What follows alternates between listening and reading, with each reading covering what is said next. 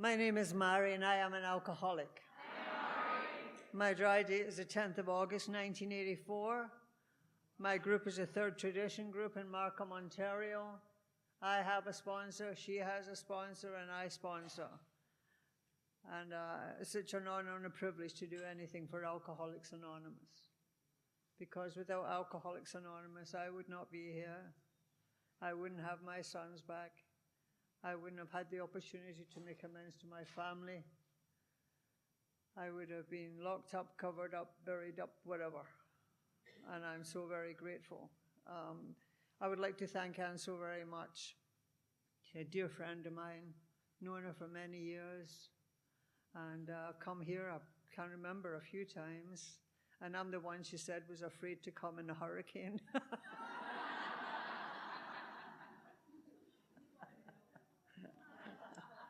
But I want to thank you for everything you do. Thank you. Thank you, thank you. And I would like to thank, how do I thank you, Sheila, for being there at the airport to greet me with a big smile. Thank you so much. You know, and then to have Kathy there, your daughter, driving us and chatting away, and just a family. You know, it's a family affair. It's a wonderful thing. You got sober, then your daughter got sober, and then your other daughter got sober. How lucky are we?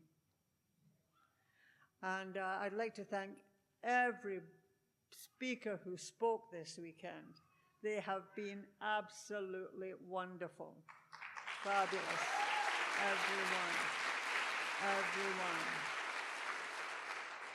Everyone. You know, I was sitting there listening today and last night, and I was thinking, you know, a lot of the people I used to speak with, you know, Paul Lovely, Paulie P, and Angie D from LA, and Clancy and Sandy, and you know, all them old timers, they're all gone.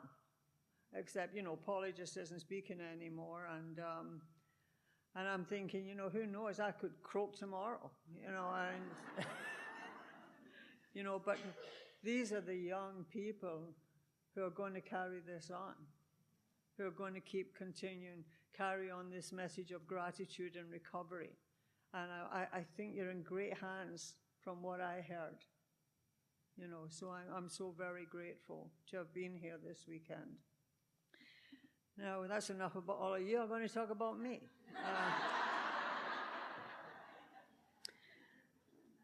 You know, Bill suggested we tell in a general way what we used to be like, what happened, and what we're like now. At 41 years sobriety, and I'll be 82 in October, I am as baffled today. I'm more baffled today by the illness of alcoholism than I was. The older I get, the more sober I get, the more baffled I become. How is it possible that that little innocuous fluid that I drank could burn my life to the ground, could take away my beloved children, could cause such distress to my parents, could cause such trauma to all the men I married, and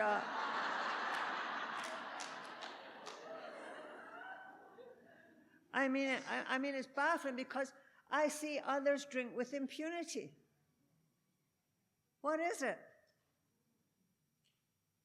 And you know, old Silkworth, he was the one who used to love drunks and help drunks, but he didn't understand it. You know, he said to Bill, we realized that alcoholics needed some kind of a moral psychology, but we didn't know quite how to apply it because we deal with the mechanical means, which is the medical means. But the insight that Bill gave to Dr. Silkworth is that there's a spiritual essence to it.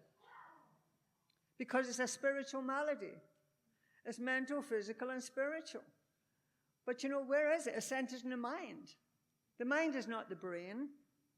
So in the medical profession, they can't put the mind under a telescope and say, ooh, there's another alky. You know, they can't. The mind, according to the ancients, is the soul. And I have come to believe that it's a soul sickness. William James, in his Varieties of Religious Experience, he said there are some souls that have to be born twice. And I certainly feel I was born twice when I came in here. I was born in Glasgow, Scotland. You probably heard I'm not from Canada. I discovered Canada the way Columbus discovered America. I was looking for something else.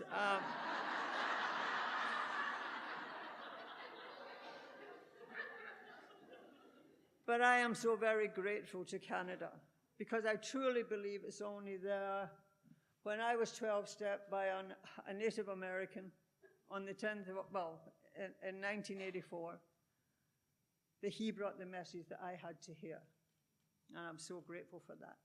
So I was born in 1943 during the war. And I was brought into a home. My father was in the army, and there was not a lot of houses to get because there had been quite a bit of bombing in the areas I lived in. My grandmother had 2 sons killed in the war. I was brought into a very Roman Catholic family. My mother was president of the Union of Catholic Mothers. My father had been a Franciscan monk who left the monastery for a religious dispute. I had all these aunts and uncles. We all lived together in this house. I never heard anything about anger about those 2 boys who'd been killed in the war. I never heard any hatred. I only ever heard about love of God. But I would go and I would listen behind the door to my granny and my mom, them all crying behind the closed door. And I woke up in a house that had a lot of grief. And I began to question God from a very early age. With all of that beautiful training I had going around me, I began, how come this could cause my family so much grief? And, just like Bill Wilson, from a very early age, I was a bit different. I think I came out the womb and the doctor was looking at me funny. You know what I mean? I just never felt right in my skin. I had an unbearable, unsheddable burden of self-consciousness. Self-consciousness, so everywhere I went, I thought you were looking at me and judging me and finding me wanting. And I just never felt I belonged anywhere. I had terrible trouble fitting in. And I didn't like anybody anyway. I wanted you to like me, but I didn't like you. And when Dr. Silkworth talks about moral psychology, of course, because why? Why do alcoholics need moral psychology? Because we're not moral, at least I wasn't. My family used to say I had the morals of a mosquito. So at a very early age, I started stealing. And I'll never forget, it began with an apple, just like Eve in the Garden of Eden.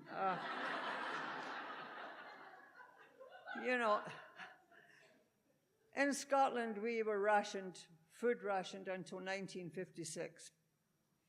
But I'd never had an apple when I was young. I'd never had a banana. And all these Americans, a bunch of GIs had brought to my school, I was 4.5, had brought these big carts of apples. And everybody got an apple. And I don't know what's wrong with these other girls in my school, because they all went and put it in their pockets. They didn't suffer from instant gratification. I was eating mine now. And I wanted more. So I figured in my tiny 4.5, 5-year-old brain, I'll ask to go to the washroom, then I'll go into the cloakroom and take the apples out of their pockets. That's what started me off on a life of crime.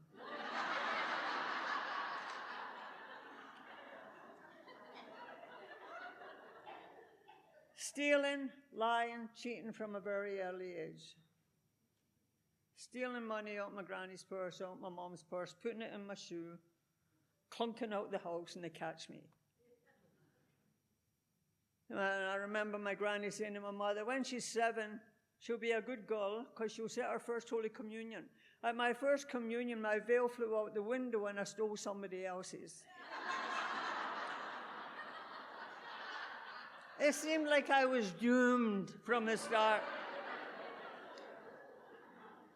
And then like a lot of alcoholics, I was very bright. Al-Anon doesn't believe it, but we're very bright. And I was always getting prizes for general excellence at school, right? General excellence. But I didn't get on with anybody, and I was paranoid and crazy and neurotic. And I'd been bullied. I was bullied up until I was 10 years old because I was so weird. I mean, I know I was weird. See, I always knew there was something seriously wrong with me because people were always saying to me, there's something seriously wrong with you. I didn't know what it was. I was just born that way, and it was very difficult. And what happened was at 10 years old, my grandfather, who was my hero, he taught me to read when I was 3, 4 years old. He was wonderful. He died. And in the old country, they had the open coffin in the bedroom. And he's lying in the open coffin. And I'm trying to wake him up. And Bill Wilson, when he heard that this is long before Bill drank, when he heard his girlfriend Bertha died when he was age 17, Bill had a panic attack. And he became obsessed with death. And that's exactly what, I didn't know that. I didn't know that until I read Bill's story. But I started having panic attacks, and I had an obsession with death, and an obsession with eternity. Terrible, horrendous panic attacks. And then because of this high IQ, I started being quite aggressive. I started getting into fights quite a bit. And a lot of the fear I had inside me became aggression. That's what happened. And then I was sent to a convent to be educated by nuns. Beautiful women. I mean, beautiful women. They were only trying to teach me the morals that I found today in Alcoholics Anonymous. But I wasn't interested. I wasn't teachable. My sponsors have made me teachable. I was not teachable. And at 15, a nun hit me, and I figured if she could give it, she could take it. And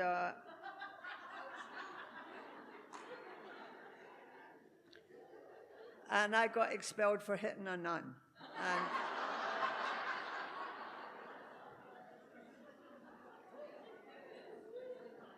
But here's the thing.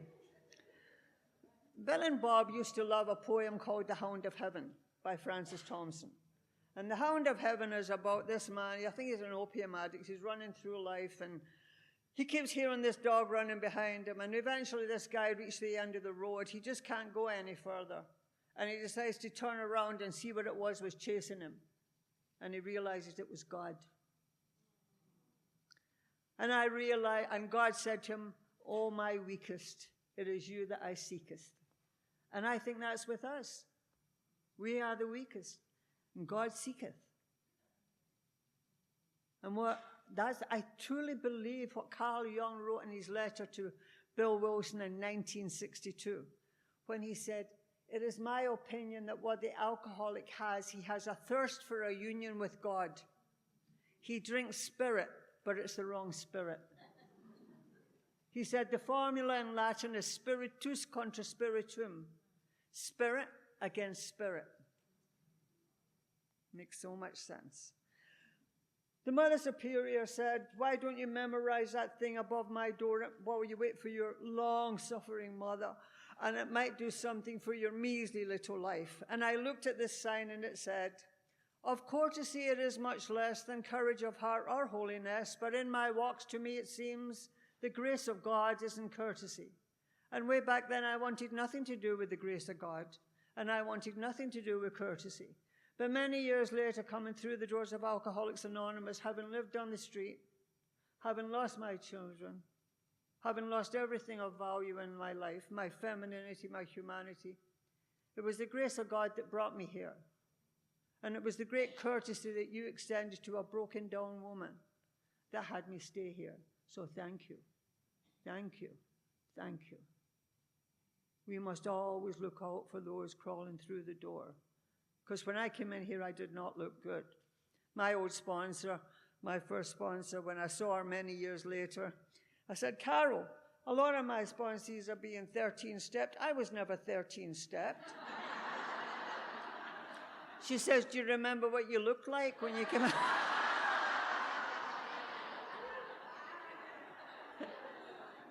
She says, we used to take you to meetings in a shopping car. I had Jake leg. Has anybody in here ever had Jake leg? No? That's when you drink so much your leg going. It's called Jake leg. You know about that, Anne. Yeah, so anyway, I got kicked out. And then what happened at 16 and a half, I was breaking my mother's heart. I was in a lot of trouble. It doesn't look like it now, but I used to run with street gangs. Not my fault. And my mother was crying all the time, and my poor father, he was away at sea. He'd left the army and gone into the Navy. And I thought, you know what? I'm going to do something to make my mother proud. And at 16 and a half, they needed nurses. And because I had a high IQ, I sat my IQ test and I got a job as a nurse, training to be an RN. But, you know, as I've said before, I'm just leading up to what I think is a predisposition to the illness of alcoholism. I think that there is a predisposition to alcoholism. And what it was with me is, you know, I take this job because it's got a uniform, and I think if I'm in a uniform, I'll look like everybody else. The only thing is I don't like people, right? I don't like open wounds, and I'm obsessed with death. So, and I stuck it for 2.5 years, and then I went down to London, England, and I was in London, England in the 60s. And I went crazy. The Stones were there. Everybody was just coming out then. The Beatles, the Stones, the Who, you know, all of them.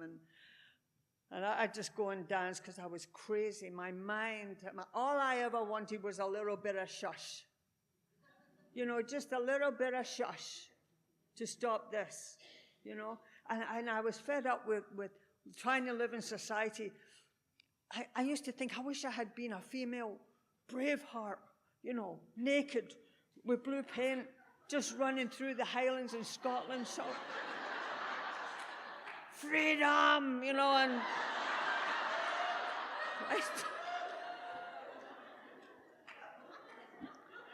I got to try and exist in this, and I'm not coped, and you know, and I tried dating a guy, but you know, he began to get very sexy with me, and at the height of his passion, I said to him, so what do you think about death? And you know, I mean, I was seeking understanding everywhere. My favorite, I don't know if earlier you had a drunk song that you play over and over and over again. Mine was Masquerade by George Benson. Searching but not finding, understanding anywhere. I'm lost in a masquerade. That's all I wanted. Understanding. Somewhere. Please. Somewhere. So, I joined British Airways at first, and I was just working on the ground, and then at 21 I got a job as an overseas escort, flying all over, and in a uniform again, making me feel like you, but I'm not like you.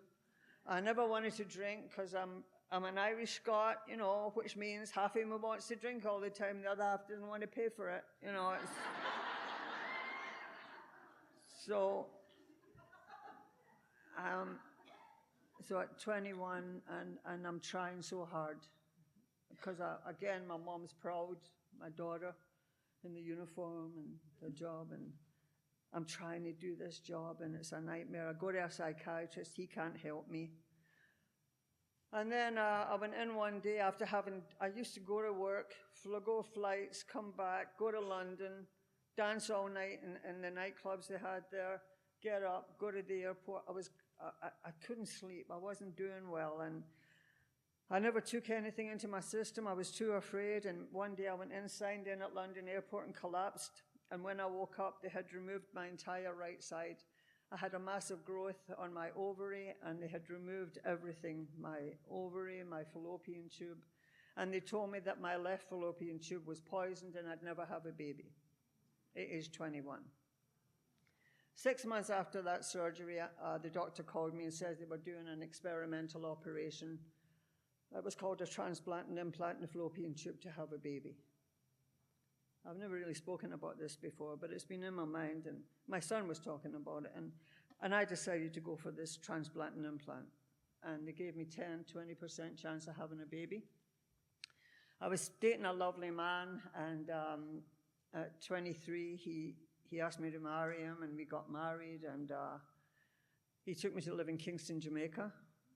And in Jamaica, I had everything I could ever want. It was a beautiful island, and he had lots of money, and I had everything I could ever want. And I thought, this is it. This time it's going to be different. We keep changing people, places, and things, but we never know it's us that has to change. All of you under 1 year, this is an easy program. All you got to change is everything. Everything. So, and after a year, my first son was born, and he was the most perfect, beautiful little human being I have ever seen in my life. And I thought, how could I have created something this perfect? And then this overwhelming fear and these panic attacks all hit me, just boom. He's in his crib, and I'm there, and all of a sudden, boom, and I think I'm going to go mad and lose my mind now. It's too much. For 25 years, I had been walking around the world trying to fit in. Whatever was this strange mental personality disorder I had, that nobody had a solution for, had just blew up after I had this child. And they brought a doctor, and then they brought my friend, and my friend said, give her a drink. I'd never had a drink. I was 25. Jamaica has 151 proof rum. I had 3 drinks, and then I just knew that every little thing's going to be all right.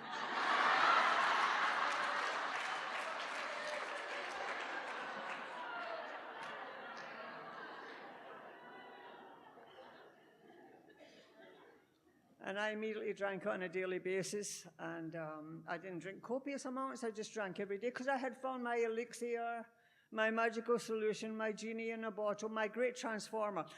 I truly believe that first drink made me alcoholic. I was pre-alcoholic.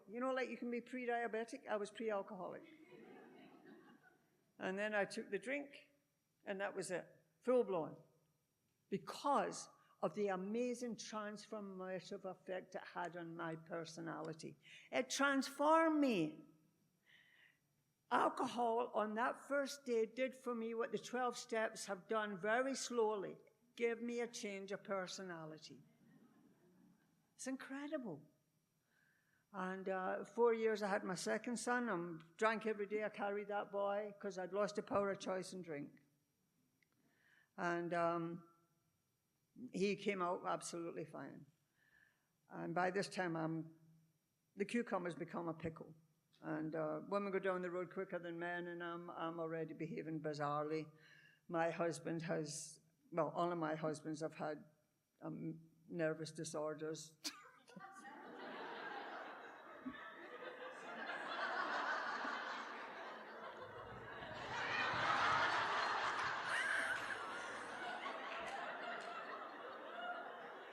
If you drop asleep tonight, I'll kill you. Oh, right.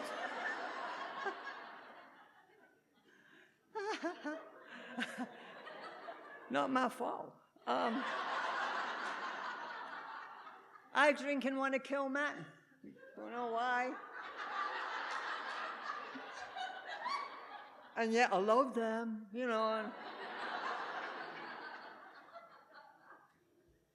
And I decided to leave the island and divorce my husband. And my boys were 5 and 9. And I adore my boys. I mean, my boys were hard to come by. I haven't gone into the procedures of the cesareans and when I have to have it. And then I had to have hydrosalpingogram to have my second one. I mean, I had a lot of difficulty in having my boys. And that's why it's so unfathomable to me that alcohol could take away my beloved children. My heart's cracked. My heart cracked. It's alcoholism. And so my boys were 5 and 9. The father didn't want me to take them, and I said, if you don't let me take them, I'll write something in the newspaper. I was a horrible human being then. I want what I wanted, and I do anything to get my children. And I knew something about him. If I printed it, it wouldn't be good. So I held that over him. I took my boys to Scotland. They told me about my drinking. A man called, said, let's get married. I said, good idea. I'll take you to Canada. Good idea. I married that man to get to Canada. And I thank God for the amends that we've been able to make. And you see, so I go to Canada with this man, this nice man who's married me, to take me to Canada so I can get away from my family one more time, running away, taking my boys. But here's what happens to me. I fall in love. Him and me are like Velcro. And then after about 3 weeks, I can hear him breathing 3 doors down. You know, did he always breathe like that? You know? And I send him off, and I'm off looking for the next ding-a-ling-a-ling, you know, and I'm so glad I'm so old, and I get rid of all that stuff. And and then I got a job as a pharmaceutical rep, and because I have the shakes now, I remember the first time I had the shakes, and I know it was a Valium deficiency, and You know, it's amazing. We are amazing people. We can get these amazing jobs. We can't hold on to them, but we can get them. And then one day I came home, and this nice man I'd married, he was a born-again Christian. He had tried to help me through Christianity, and he used to take me to Jump In for Jesus meetings, and it never worked, you know, but I like to think I gave them some new moves, you know, because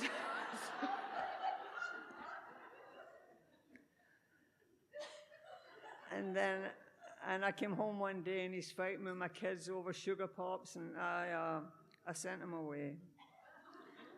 I sent him away, and I'm so grateful I was able to make amends to that nice man. He didn't accept them, but that's all right. I was able to go and do that from the bottom of my heart. And now it's me and my 2 sons, and I'm a hopeless alcoholic. I never physically abused my children, not once. Not once. I've checked with them over and over again. But I drive with them drunk in the car. I'd bring men home at night. They'd see things they shouldn't have to see because of the illness of alcoholism. Horrendous. A horrendous thing. And eventually, after 2 years, I lost that job and decided to go back to Jamaica because the children's father hadn't paid me any child support for 2 years. I went back to Jamaica, and their father asked if he could have them for a week, and they were gone for 13 years. And when I found out he wasn't giving them back to me, I thought, that's it. I'm done. I'm done. I had rented a little house in Kingston, Jamaica, and I went and took 2 bottles of Valium and 2 bottles of 151 proof rum, enough to kill a horse, and I wanted to die. I had had enough. I tried to fit in this world. I'd had these 2 precious angels that I had fought so hard to get, and they were gone too. It's a godless universe I live in, and I don't know what's wrong with me, and I can't stop drinking. So, goodbye world. And again, that hound of heaven, a gal who was an old friend of mine, she had just heard I was back on the island and came looking for me, found me, took me up to the hospital. They revived me, and she shouldn't even have been there that day. And I am so grateful to God today I didn't die. And then the father came and gave me the 2 years child support and told me to leave the island. And I went to Miami to drink myself to death. I didn't know anybody there. I got a little apartment in Hialeah. I don't know if you know Hialeah. Yeah, I got an apartment there and just mixed in with the crowd, and eventually I was too hopeless a drunk for anybody to have anything to do with me. You can't stay drunk 24/7. I've tried it. And in the end, my jewelry was stolen, my money was stolen, because I'd leave the door open. And I ended up getting kicked out of that apartment for non-payment of rent. And I ended up at the bottom of Lincoln Road in Miami Beach. And there's no road from there to here. This is God's grace here. Not just for me, God's grace that was transmitted to me through loving carriers of this 12-step message. That's the only reason I'm here today. God has a plan. And I panhandled off of this old woman that used to live in Jamaica and now lived in Fort Lauderdale. And she contacted my family. She knew my family, and they came and got me and wept when they saw me. My two old aunts, both of them just died in the last 4 years. But they came to Miami, they got me, and I couldn't go back to face my mother in Scotland. My father had died and didn't know where I was. Nobody knew where I was. I couldn't face my brother, my mother. I went to Canada, met a man. He married me. You know, like Clancy said, what was his name? I loved him. And he was a good man, and he's the one that saved me and eventually got me to AA. And when he saw how vicious I was, the amount of times I tried to kill him, the psychiatrist took me in, and I started being admitted into the mental institution as a manic depressive. And I loved being in there. I loved it. I was safe from me. Safe from me. I love all the yum-yums, lithium, librium, valium, yum, yum, yum, yum. and being treated as a manic depressive. And the last time I was there, I was taken by the police, and I was in a lot of trouble, and I don't remember any. Like I've said before, it was a police report, and they exaggerate. So I'd been in a 3-day blackout, and what happened then was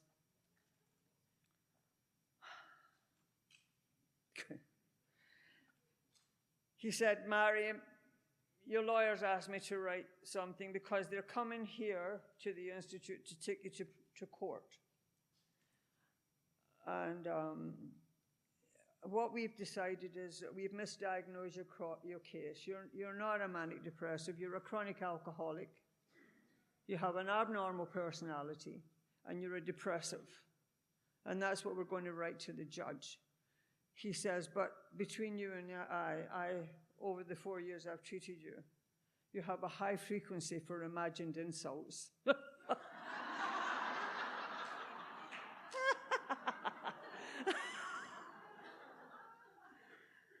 So the judge just called me a tragic social circumstance. And when I went back to the institution, he started sending me to AA. They used to bring meetings into the institute, and I'd go there and listen to the meetings. And I came out when I got discharged, and one night I'm drinking myself sober. I called AA. I don't know, has anybody ever been there, drinking yourself sober? It's a nightmare. It's a nightmare. And I called AA, and that's when Stan came. He's Native American, a 28-year sobriety in 12-step me. And for the first time in my life, somebody understood me and spoke to me in language I understood about this strange, horrible, this illness, this insanity that nobody understands, this alcoholism, the insanity, drinking beyond your willpower. Nobody understands it. And I got very active in AA, and then, anyway, here, I had another slip, and I had one slip. And what happened then is the pivotal moment for me. 10th of August, 1984. Last drink, 9th of August, 1984. A little gal with 12 years spent the night with me, and the next day she said to me, I'm going to leave, you know, because my sponsor says you're a loser. And I only stick with winners in Alcoholics Anonymous. But before I go, I'm going to ask you to kneel down and say the third step prayer. I said to her, I kneel for nothing. And then something said, think of your children's eyes. And something made me kneel down. And while she's saying the third step prayer that I'm repeating after her, to God I don't believe in anymore, I got a vision of the previous Christmas. I'd come out of the institution, arranged by it with the father because I wasn't drinking, I was on medication, to see my children for Christmas. He said, sure, you can have them for a week. I'll come and check on you every day to make sure you're not drinking. I'll have someone bring the boys to the airport. I get on the plane in Edmonton, get off in Toronto, buy a bottle of vodka. Between Toronto and Kingston, Jamaica, I drink the bottle of vodka. My little boys are there at the time. There was a different airport in Kingston now, and I could see them in the barrier. And they're shouting, Mommy, Mommy, and I dropped down drunk. And the person that brought them said, you won't be seeing your mother this trip. And led my boys away, and they're looking over their shoulder at me with the eyes of the child of the alcoholic. The broken promises and broken dreams. One more time. And something happened to me in that moment, and from that moment to this, I've had no desire for a drink. Some unmerited gift of grace was given to me. And I got very active in AA, and I had a great sponsor, Carol. And just like we heard this weekend, Carol said, Mary, every morning you say, whatever God is keeping Carol sober, please keep me sober. And thank God. And I'm still doing that today, but today it's to my own God. Even today, every morning I get up and ask God to please keep me sober this day. Keep me sober and sane this day, God. I'll never take it for granted. Because, trust me, I know this. I have a progressive illness called alcoholism. And that means that every day I wake up with the illness of alcoholism. And how it will manifest is in defects of character and weird behavior. Okay? And hitting people. And fighting with them over boxes of tissues. And then I went back and forth making my amends to Jamaica, to Scotland, and went to Toronto. I heard my son was going to be having a year there. I had my eldest son for a year. I got married in AA. I told my sponsor at the time, I said, Renee, I'm 2 years sober, John's 5 years sober. This is a spiritual union. I've never felt like this before. I know that this is under the auspices of God. I know that Bill and Bob gave me this. The circle and the triangle is looming up there. My sponsor, Renee, said, don't get married, you're an emotional retard.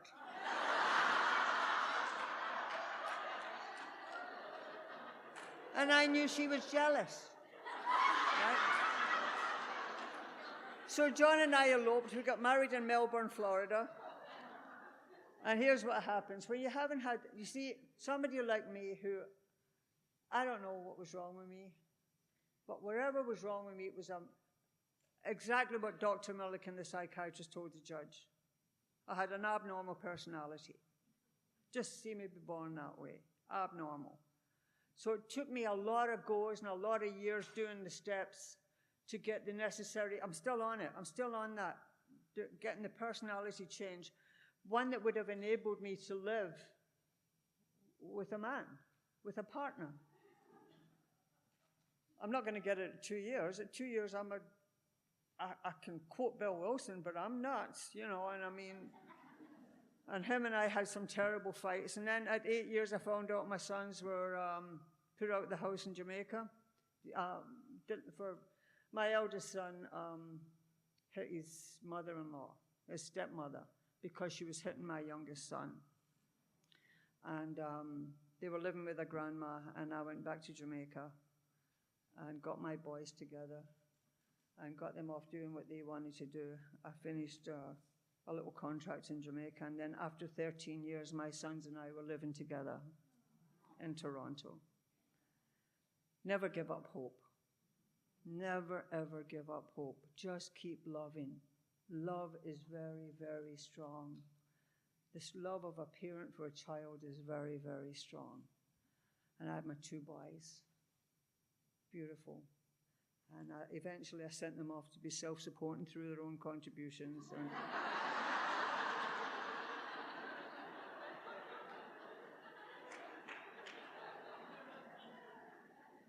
my eldest son got married, and he said, Mom, when I was in Jamaica, Clancy I became my sponsor. Because the job I had in Jamaica, I was going up and down to the States with the Jamaica Floral Export business. And Clancy had become my sponsor, and I loved him. Clancy, he saved me so many times. He was wonderful for me. And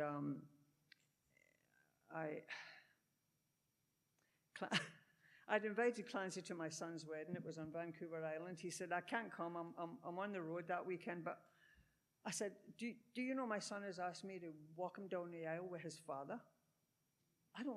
I've made amends to his father, but I don't like him. No. Clancy said, you will do it, and I will have someone there watching you.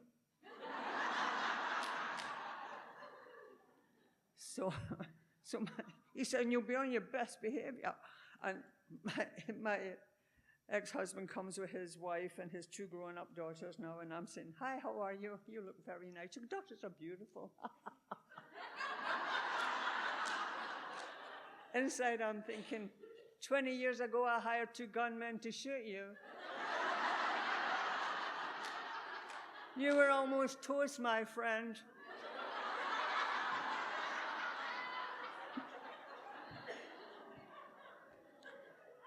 I behaved well for my boy, who's given me 3 beautiful granddaughters, and 2 of them at university in Ontario now, great girls. And then my youngest son got married in full Scottish dress and danced with me to a tune called Mama. And he's given me a little boy, a little nephew, grandson and granddaughter. And they're at university. And I'm so proud of them all, so proud of my boys. Well, they're 57 and 52, but they're my boys. So here's the thing. We work this thing over and over and over again. My life today is not a life I would have chosen. It's a life that, when it says in the book, the things that happen when you put yourself in God's hands are better than anything you could ever have planned, right? There's things that I wish I had been able to do. My mother and father were both dead, so I made the best amends I could. And that was, writing the letters to them. And then I got a chance when that man I had married. We were just legally separated. We were living apart. He had a massive stroke. And I was able to take him home and look after him for 9 years till he died. That was a living amends for him. I go back and forth to Scotland to my old aunts and look after them every year. And to give my cousin a break from that, I was able to do that. Go there for my brother, be with my brother. He had a son born without arms and a club foot. 36 years ago, I've been able to go and help with that too, go over there and support him. And we're able to be a support to our families. And I know that every morning I wake up with the illness of alcoholism. I am the most spiritual person you could ever meet before I go out my front door.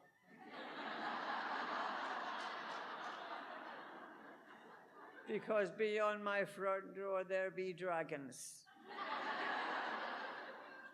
People, defect agitators.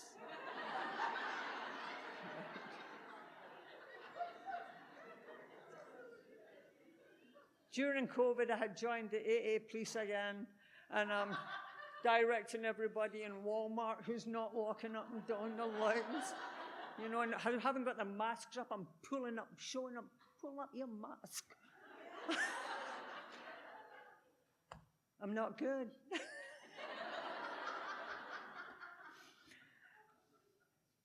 And how do you know? How do you start knowing that you're doing well? 2 little stories I'll share with you. One is current, and the other one is back in the day. How did I go over my stealing? Did all of you get cash register honest in your first couple of years? Hands up. None? I like this bunch.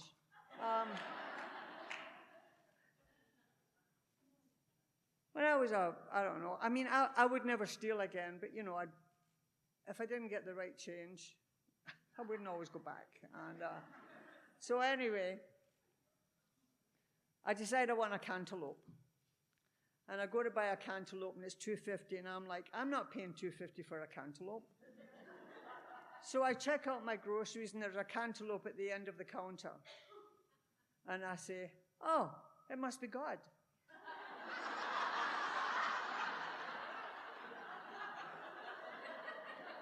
I take the cantaloupe, I go home, I eat it. I have 2 sleepless nights over a cantaloupe. That's what AA does, right? So after 2 nights, I call my sponsor. My sponsor says, could you repeat that? I said,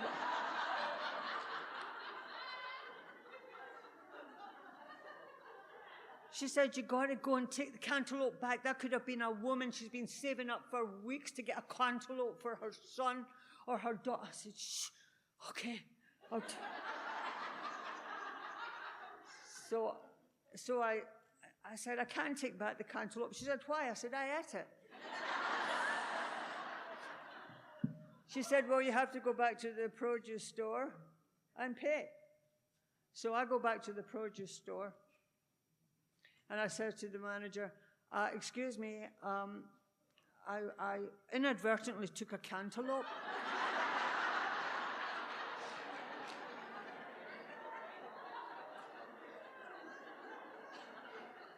And I'd like to pay for it. He said, oh, you're so honest. Where's the cantaloupe? I said, I ate it.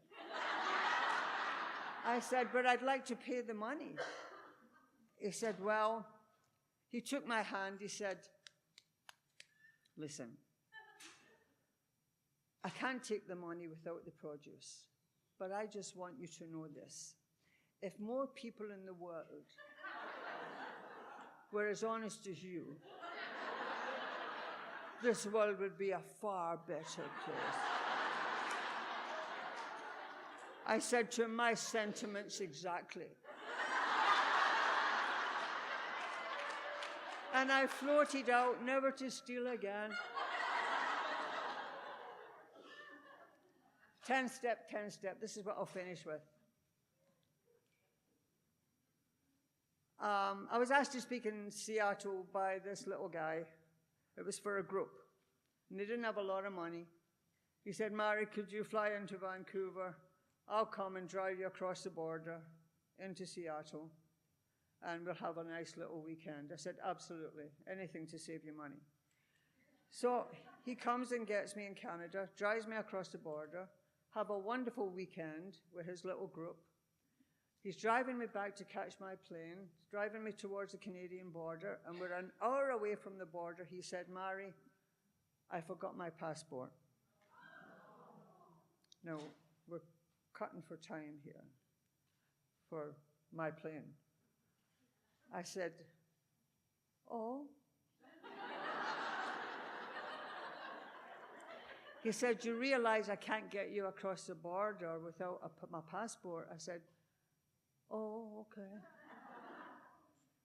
He said, maybe I should call my sponsor. I said, good idea. So he called his sponsor, and his sponsor is a guy called Marty, who's a speaker from Vancouver. And Marty said, I'll tell you what, Mark, drive Mary to the Canadian border and then have her walk across, and I'll have someone meet her, tell her to go into the duty-free and have a coffee, and I'll have one of my sponsees from Canada come get her and take her to the airport. So he takes me to the Canadian border. Me and 5 illegal immigrants walk across the border.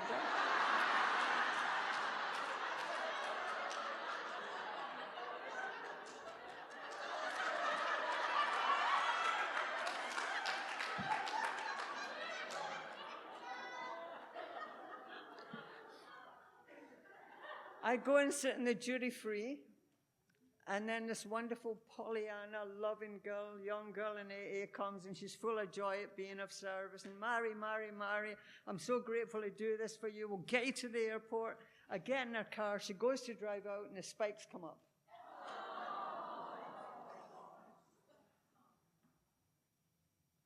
The duty-free is in the USA territory. Once you go in there, you ain't getting out unless you go through US. She says to me, Mary, I don't have a passport.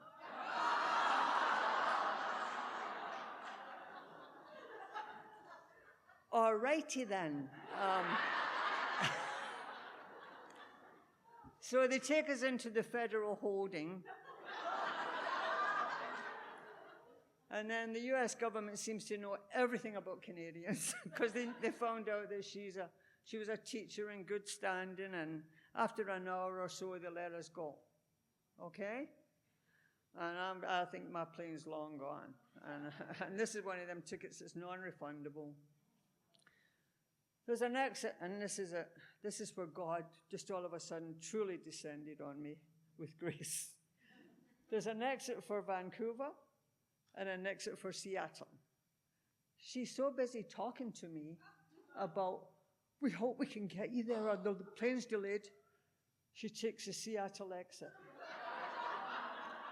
And I'm back in the good old US of A. One more time.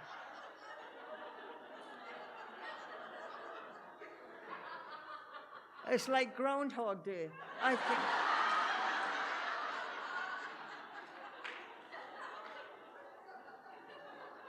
I said, okay. She said, Mary, we're going to have to go round. She's looking at me.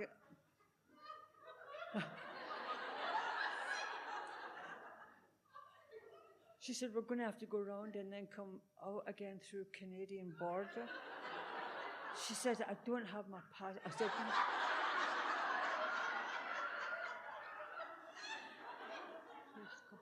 and so anyway, we come around, get up to the Canadian border.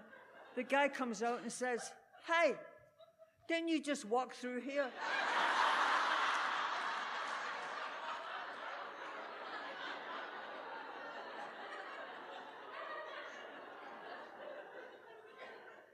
But here's what I want to tell you. 10-step about emotional sobriety, right? Can I behave and act well under any circumstance? I don't say I would have been that serene 5, 10 years ago, but what I felt was this.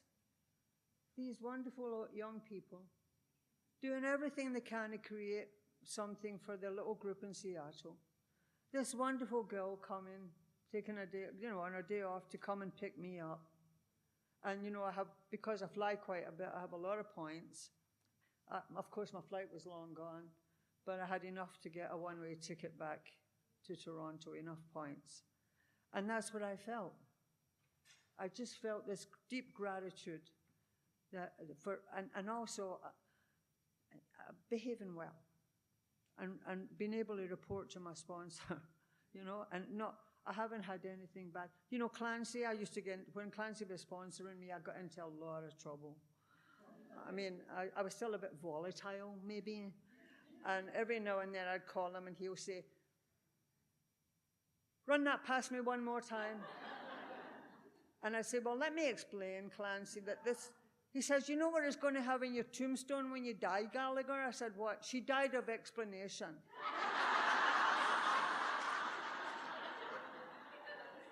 Just give me the facts, So I was happy to report that. And these are the little things, we look at the good and the bad. We look at the good and the bad when we're doing our inventory, right? Anyway, I am so, so very grateful to be here. An absolute wonderful group of women. It's been an honor and a privilege, and I can't thank you enough again. And the wonderful speakers. Katie, you did a great job, darling. Thank you so much. And Sheila, thank you.